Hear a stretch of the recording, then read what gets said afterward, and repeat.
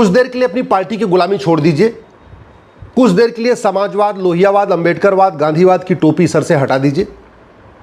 थोड़ी देर के लिए सच्चे भारतीय बनिए और ईमानदारी से सोचिए कि जब रोड टैक्स दे दिया तो टोल टैक्स क्यों, और अगर टोल टैक्स देना ही है तो रोड टैक्स क्यों। जब हमने कमाने पे इनकम टैक्स दे दिया तो खर्च करने पे जीएसटी क्यों, और अगर खर्च करने पे जीएसटी देना ही है तो फिर इनकम टैक्स क्यों। जब हमने इनकम टैक्स दे दिया उसके बाद जो हमने अपने बैंक में एफडी रखी, बैंक में अपना पैसा रखा, उसके ब्याज के ऊपर इनकम टैक्स क्यों। इस कानून, ये जो टैक्स का मखड़ जाल चल रहा है ना, इसके खिलाफ आवाज उठाइए। मैं बार बार कह रहा हूं, जब तक आप दल गुलामी करते रहेंगे, पार्टियों की गुलामी करते रहेंगे, तब तक भारत में सिस्टम में रिफॉर्म नहीं होगा, व्यवस्था नहीं सुधरेगी। इस घटिया टैक्स मकड़ जाल के कारण मिडिल क्लास परेशान है, व्यापारी परेशान है, बड़े उद्योगपति परेशान है, सब परेशान है। लूट हो रही है, भ्रष्टाचार हो रहा है, लेकिन ये सिस्टम नहीं बदला जा रहा है। अगर सरकार चाहे, अगर समाज चाहे, अगर सब लोग मिलकर आवाज उठाएं तो भारत में सारे टैक्स खत्म करके वन नेशन वन टैक्स लागू हो सकता है। जरूरत ही नहीं, ना इनकम टैक्स की जरूरत है, ना टोल टैक्स की जरूरत है, ना रोड टैक्स की जरूरत है, ना वैट की जरूरत है, ना टीडीएस की जरूरत है, ना इनकम टैक्स डिपार्टमेंट की जरूरत है, क्योंकि नॉन प्रोडक्टिव डिपार्टमेंट है। ये तो केवल पैसा वसूलता है और इस इनकम टैक्स डिपार्टमेंट के ऊपर हजारों करोड़ रुपए खर्च हो जाते हैं। न जीएसटी डिपार्टमेंट की जरूरत है, क्योंकि ये भी नॉन प्रोडक्टिव डिपार्टमेंट है, इसका जीडीपी में कोई योगदान नहीं है, केवल पैसा इकट्ठा करता है। और सरकार को मैं कह रहा हूं, जिसमें वन नेशन वन टैक्स की बात कर रहा हूं, सरकार की इनकम दुगनी हो जाएगी और जनता का टेंशन खत्म हो जाएगा। लेकिन इसके लिए सबको मिलकर आवाज उठाना पड़ेगा। आज सारा ऐसा टैक्स का मकर जाल बना हुआ है कि हर व्यक्ति टैक्स दे रहा है। मैं उदाहरण देता हूं, जैसे मान लीजिए आप मेरे पास आए, आप डॉक्टर हैं या अध्यापक हैं या कुछ भी हैं, मान लीजिए आप बिजनेसमैन हैं, आपने अपनी कमाई पे इनकम टैक्स दे दिया। अब आप मेरे पास आए, आपने मुझे फीस दिया, आप ऑलरेडी इनकम टैक्स दे चुके हैं। इसके बावजूद उस पैसे को जब आप हमें देंगे तो हमें भी इनकम टैक्स देना पड़ेगा। चलो हमने भी दे दिया, अब हमने जाके डॉक्टर को दिखाया तो डॉक्टर को हमने जो पैसा दिया, ऑलरेडी आपने इनकम टैक्स दे दिया था, मैंने इनकम टैक्स दे दिया था, इसके बाद हमने डॉक्टर को फीस दिया, अब डॉक्टर को भी इनकम टैक्स देना पड़ेगा। मैं किसी स्कूल में जाके बच्चों को पढ़ाऊंगा या बच्चों को कहीं ट्यूशन लेते हैं या कुछ स्कूल में पढ़ते हैं, वहां भी इनकम टैक्स लगेगा। अब मैं कुछ कपड़ा खरीदूंगा तो मुझे जीएसटी भी देना है। ऑलरेडी आपने इनकम टैक्स दिया, आप वो पैसा आपने मुझे दिया, मैंने इनकम टैक्स दे दिया। इसके बाद मैं गाड़ी खरीदूंगा तो भी मुझे टैक्स देना है। अगर मैं कुछ भी आटा खरीदता हूं, चावल खरीदता हूं, दाल खरीदता हूं तो भी मुझे टैक्स देना है।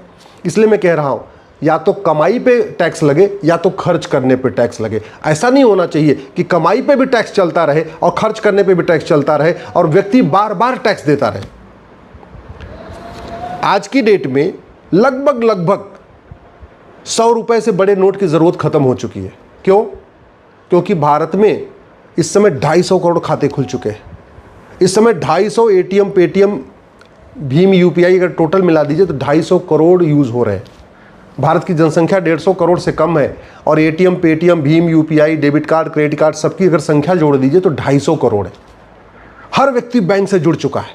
गरीब से गरीब आदमी बैंक से जुड़ा हुआ है, आदिवासी बैंक से जुड़ा हुआ है, किसानों को किसान सम्मान निधि आती है, वो भी बैंक में जाती है। 55 करोड़ बैंक खाते, जनधन खाते खुल चुके हैं। जनधन खाते उनके खुलते हैं जिनकी एनुअल इनकम 50,000 रुपए से कम होती, तो आप खुद सोच सकते हैं हर व्यक्ति बैंक से जुड़ा हुआ है। और वैसे भी जो गरीब है, एकदम आदिवासी है, वो कोई बहुत महंगा ट्रांजैक्शन करता नहीं है। वो 1000 रुपये का सामान खरीदता, 1500 सामान खरीदता, 2000 का सामान खरीदता। वो ऐसा सामान खरीदता नहीं है जो बहुत हाई, जिसकी वैल्यू बहुत ज़्यादा हो। वो आईफोन नहीं खरीदता, वो कार नहीं खरीदता, वो बाइक नहीं खरीदता। वो गरीब आदमी अपना साइकिल खरीद लेता है और अपने छोटे से उसमें रहता है। सरकारी आंकड़े कहते हैं कि भारत में 80% लोग पर डे 100 रुपये से कम खर्च करते हैं और जो 20% लोग पर डे 100 रुपये से ज़्यादा खर्च करते हैं उनके पास एटीएम, पेटीएम, भीम, UPI, debit card, credit card है। इसका मतलब 100 रुपये से बड़े नोट की ज़रूरत ही नहीं है। सरकारी आंकड़े कहते हैं इस समय दुनिया में सबसे ज़्यादा यूपीआई का, सबसे ज़्यादा ऑनलाइन ट्रांजेक्शन भारत में हो रहा है। इसका मतलब अगर 5000 रुपये से महंगे सामान का कैश लेन देन बंद कर दिया जाए तो भी कोई फ़र्क नहीं पड़ेगा, लोग आराम से ऑनलाइन खरीदते रहेंगे। सरकारी आंकड़े हैं कि 130 करोड़ आधार बन चुका है। इसका मतलब सबकी प्रॉपर्टी को आधार से लिंक कर दिया जाए तो भी किसी को कोई दिक्कत नहीं आएगी। ये 3 काम हो जाए ना, 100 रुपये से बड़ी नोट बंद हो जाए, 5,000 रुपये से महंगे सामान का कैश लेन देन बंद हो जाए और 50,000 रुपये से महंगी प्रॉपर्टी आधार से लिंक कर दी जाए, तो भ्रष्टाचार खत्म हो जाएगा, टैक्स चोरी खत्म हो जाएगा। और उसके बाद केवल 2% एक्सपेंडिचर टैक्स लगा दिया जाए, मतलब इनकम टैक्स खत्म, टोल टैक्स खत्म, रोड टैक्स खत्म, वैट खत्म, TDS खत्म, ये GST का इतनी मोटी किताब खत्म, जिस GST को फॉर्म भरने के लिए बाकायदा चार्टेड अकाउंटेंट रखना पड़ता है। सब परेशान है बेचारे, छोटा व्यापारी हो बड़ा व्यापारी सब परेशान। वो GST भी खत्म, कोई ज़रूरत नहीं। केवल एक टैक्स लगा के रखिए आप, कस्टम एक्साइज रखिए। जो बाहर से इंपोर्ट सामान हो रहा है, एक्सपोर्ट सामान हो रहा है, उस पर जो टैक्स लगाना हो सरकार रखे।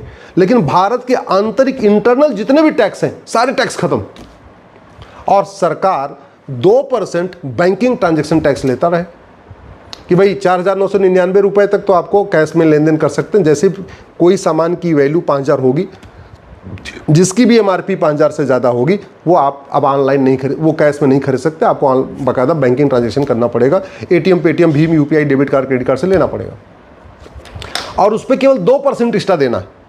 यानी 100 रुपये का सामान है तो 102 रुपये देना है, 1,000 का सामान है तो 1,020 देना है।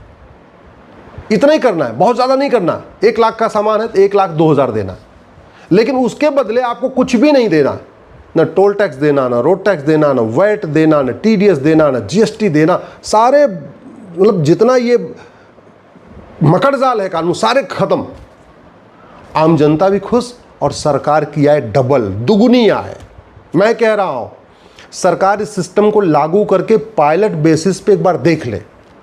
मैं ये भी कह रहा हूँ कि पूरे देश में नहीं, कम से कम जो भारत के मेट्रो सिटीज़ हैं, दिल्ली, मुंबई, चेन्नई, बेंगलोर, लखनऊ, या राज्यों की जो राजधानियां हैं, एक बार वहां पायलट बेसिस पे करके देख ले कि ना वहां 100 रुपये से बड़ी नोट चलेगी, ना वहां 5,000 रुपये से महंगे सामान का कैश लेन देन होगा, ना प्रॉपर्टी, न तो 5,000 सुपर कैश लेन देन होगा, और प्रॉपर्टी आधार से ले। इतना करके देख ले, और 2% केवल 2% BTT लेती रहे, 2% बैंकिंग ट्रांजेक्शन टैक्स लेती रहे, सरकार की इनकम डबल हो जाएगी।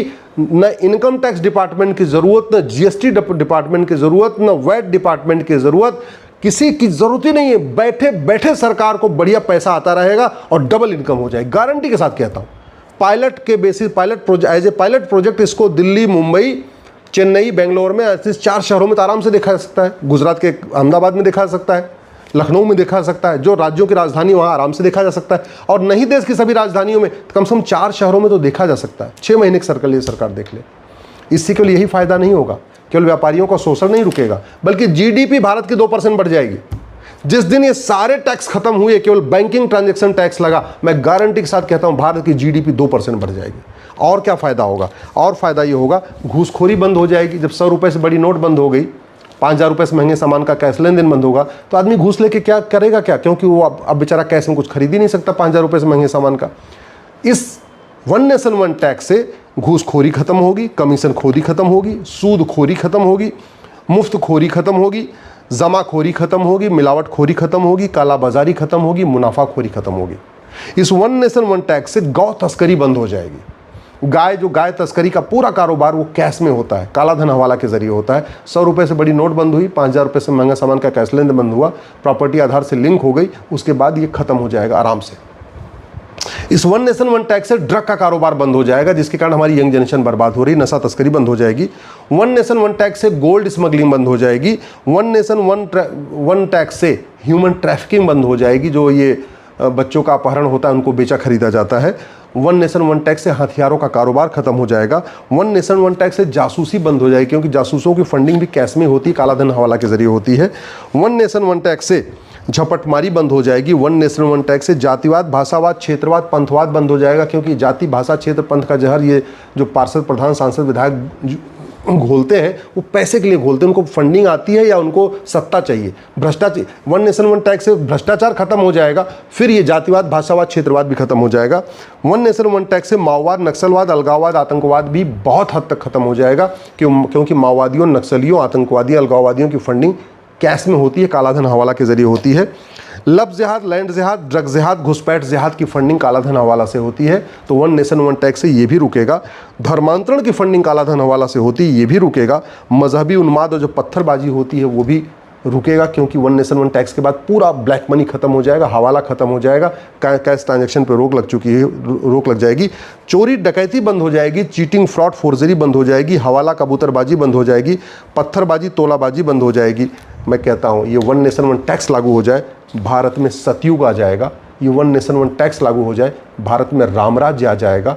वन नेशन वन टैक्स लागू हो जाए, भारत की जीडीपी 2% बढ़ जाएगी। और जो माननीय प्रधानमंत्री जी कहते हैं 2047 में भारत को विकसित राष्ट्र बनाना है, ये अगले 10 साल में भारत विकसित राष्ट्र बन जाएगा अगर आज वन नेशन वन टैक्स लागू कर दिया जाए तो।